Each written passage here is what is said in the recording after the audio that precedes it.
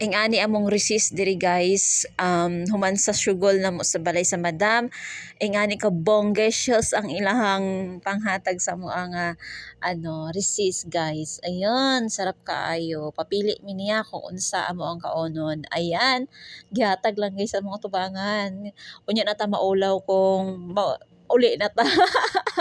Pero pinadalaan gyapon ta ni madam pag uli. Ayan, buotan kay mga madam guys. Ayan, oh, 'di ba? Oh, 'di ba?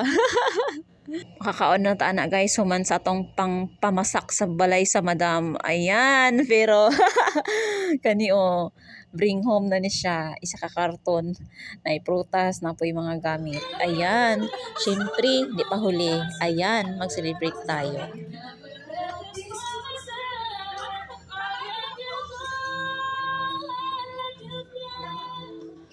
After sa 6 days na syugol kani guys, mag-celebrate tayo tuwing Friday. Ayan, maging tao ang banat tuwing Friday. Ayan, manggawas din ang mga talent sa tong mga kauban nga perting lamia og mga tingog. Ako lang dili.